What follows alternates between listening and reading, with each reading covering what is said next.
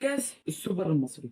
دي بطولة من أقوى البطولات المحلية والمشاركة فيها مش سهلة، لأن دي تحتاج 4 فرق بس يشاركوا فيها، هم بطل الدوري وبطل الكاس وبطل كأس الرابطة ورابع بقى تقريبا وصيف الدوري.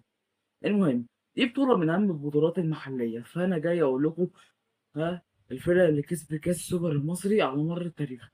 بس قبل ما نبدأ مننساش اللايك والفولو، واشتركوا كمان في قناة اليوتيوب واعملوا فولو على صفحة التيك توك والانستجرام.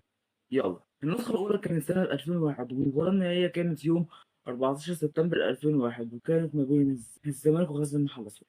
انتهت بنتيجة 2-1 للزمالك، ومسجلون هم الثعلب والعميد، ومسجل لغزل المحلة هو محمد العتراوي. والمباراة دي بدأت بضغط قوي ومفاجئ من المحلة، ونجح العتراوي في هدف التقدم من ضربة جزاء. هو الزمالك عاني كثيرا بفك التكتل الدفاعي لحد الشوط الثاني يعني. بس بعد ما الثعلب سجل التعادل فرحنا بقى الوقت الإضافي لما حسام حسن خطف الزمالك وسجل الجولدن جول. النسخة الثانية كانت سنة 2002، والمباراة النهائية كانت يوم 19 سبتمبر 2002، كانت ما بين الزمالك ومقاولون العرب على ملعب القاهرة الدولي. والنتيجة النهائية كانت 1-0 بعد تمديد الوقت الإضافي، واللي سجل هو أسامة نبيه. ودي كانت مباراة دفاعية معقدة ومغلقة من المقاولين، الذي فرض صمود تكتيكي أمام الهجمات الزملكاوية اللي كانت من الأخوين. وانتهى الوقت الأصلي بالتعادل السلبي وسط إحباط جمهوري أبيض في الشوط الإضافي الأول. ونجح البديل أسامة نبيه في خطف الجولدن جول علشان يفوز الزمالك بهذا اللقب. النسخة الثالثة كانت سنة 2003، والمباراة النهائية كانت يوم 28 أغسطس 2003، وكانت ما بين الأهلي والزمالك على ملعب الكلية الحربية. والنتيجة النهائية كانت 0-0 بنقطة ترجيح 3-1 للأهلي. ودي كانت أول قمة تاريخية بالسوبر شهدت التزام تكتيكي صارم من الأهلي. وصلنا بقى 120 دقيقة مفيش أهداف لحد ما وصلت الترجيح، ودي شهدت تألق لافت من السد العالي على الصامت. النسخة الرابعة كانت سنة 2004 على ملعب الكلية الحربية، وكانت ما بين المقاولين العرب والزمالك. وانتهت المباراة بنتيجة 4-2 للمقاولين، واللي سجلوا للمقاولون هم تامر عادل وده جاب جونين، وطلعت محرم وأيمن زيد. واللي سجلوا للزمالك هم مدحت عبد الهادي وحازم إمام. دي واحدة من أكبر المفاجآت المدوية في تاريخ الكرة المصرية. المقاولون كانوا أقوى في الهجوم وأمطروا شباك الزمالك بأحلى رباعية. لا لا لا، الله أكبر عليك. النسخة الخامسة كانت سنة 2005، والمباراة النهائية كانت يوم 27 يونيو 2005، وكانت ما بين الأهلي وإنبي على ملعب المقاولون العرب. والنتيجة النهائية كانت 1-0 بعد تجديد الوقت الإضافي، والمسجلون هم وائل جمعة. ودي كانت بداية الحقبة الذهبية مع ماني بالجوزيو، والأهلي عجز عن التسجيل طوال 90 دقيقة لحد ما جه صخرة الدفاع وائل جمعة وجاب لنا البطولة. النسخة السادسة كانت سنة 2006، والمباراة النهائية كانت يوم 23 يوليو 2006، وعلى ملعب القاهرة الدولي. والنتيجة النهائية كانت 1-0، ومسجل هو أبو تريكة. هو قام بدافع بكل خطوطه لإيقاف المساحات قدام أبو تريكة وعماد متعب وضرب أبو تريكة الكرة بتسديدة مباغتة وذكية وبلمسة ساحرة من بره 18، لسه كانت أقصى الزاوية اليسرى علشان نكسب البطولة. النسخة السادسة كانت سنة 2007، والمباراة النهائية كانت يوم 9 أغسطس 2007 على ملعب القاهرة الدولي، والطرفين هما الأهلي والإسماعيلي. النتيجة النهائية كانت 1-1 بضربات الترجيح 4-2 للأهلي، واللي سجلوا أهداف هم شادي محمد من ضربة جزاء للأهلي، ومحمد حمص للدراويش. وده شهد كورة هجومية ممتعة، قام الدراويش بالهدف الأول ثم خطف الأهلي جول التعادل. نوصل بقى لقرارات الترجيح وفاز الأهلي بيها.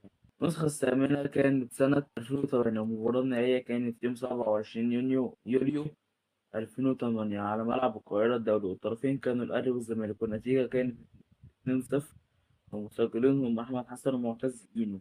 ودي شهادة سيطرة الأهلي من البداية، وأحمد حسن ومعتز إينو قضوا على أحلام الأبيض وسجلوا الهدفين وجابوا لنا البطولة. النسخة التاسعة كانت سنة 2009، والمباراة النهائية كانت يوم 21 يوليو 2009 على ملعب الكلية الحربية. فاز بنتيجة 2-0 لحرس الحدود، ومسجلون هم أحمد حسن مكي وأحمد عبد الغني. والأهلي واجه فريق عنيد ومنظم تكتيكيا للغاية بقيادة طارق العشري.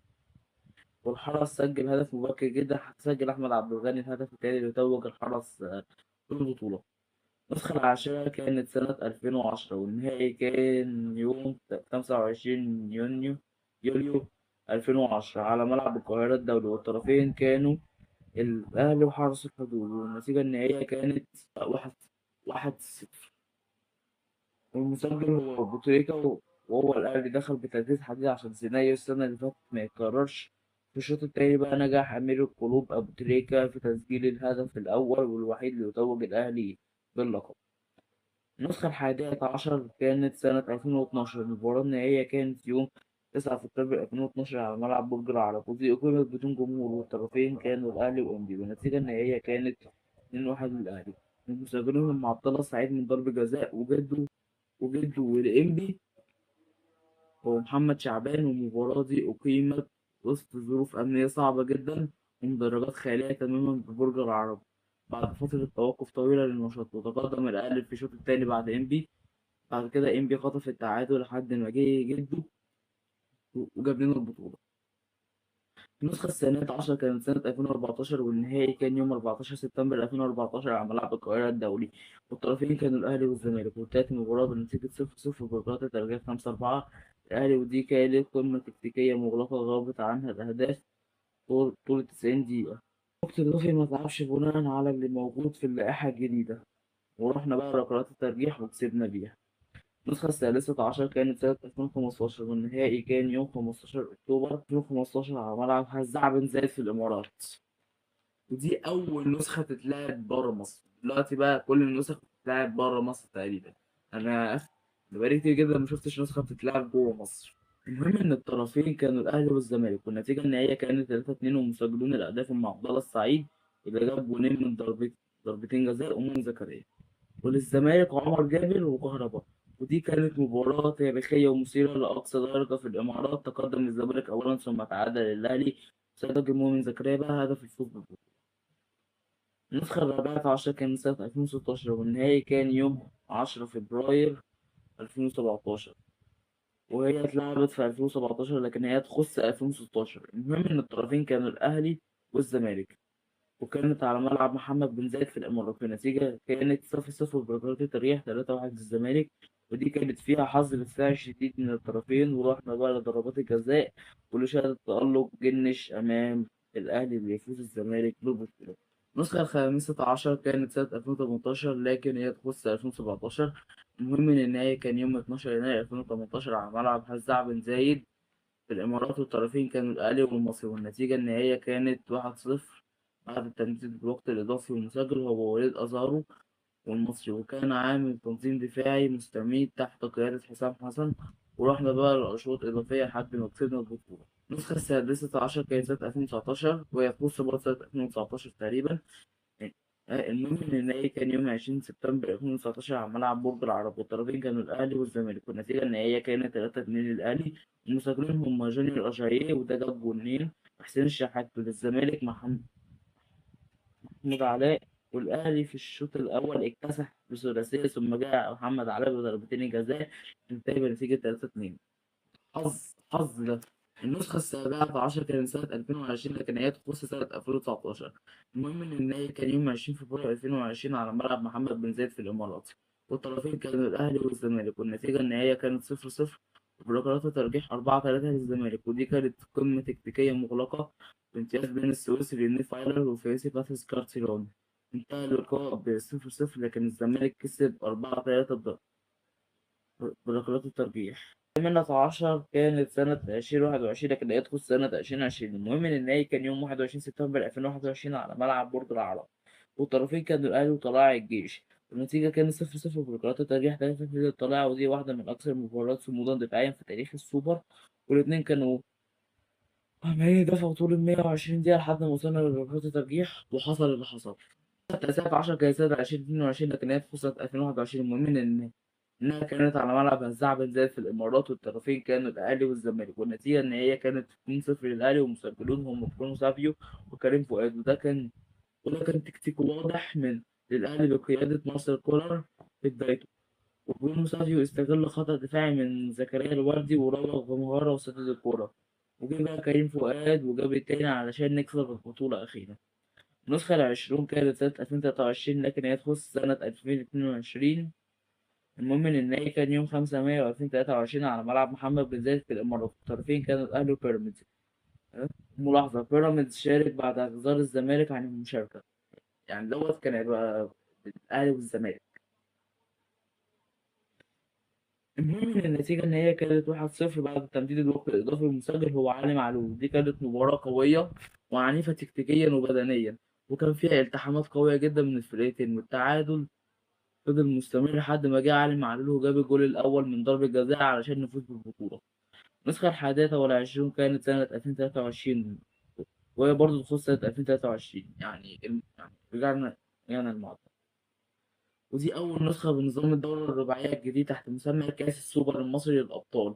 المهم إن النهائي كان يوم 28 ديسمبر 2023 على ملعب محمد بن زايد في الإمارات، والطرفين كانوا الأهلي ومودرن فيوتشر اللي هو اسمه مودرن سبورت دلوقتي. النتيجة النهائية كانت 4-2 بعد تمديد الوقت الإضافي. المسجلين هم كهربا وحسين الشحات وأنطوني موديست وكريم فؤاد، والمودرن فيوتشر هم عمرو السعيد ومحمد محمود. ودي كانت المباراة الأكثر دراماتيكيا وجنونا في تاريخ البطولة. تقدم الأهلي بهدفين أولا ثم تعادل مودرن فيوتشر. بعد كده سجلنا هدفين كمان لنفوز سنة 23. كانت سنة 2024. المباراة النهائية كانت يوم 24 أكتوبر 2024 على ملعب محمد بن زايد في الإمارات. الطرفين كانوا الأهلي والزمالك، والنتيجة النهائية كانت 0-0 بركلات الترجيح، 7-6 للأهلي.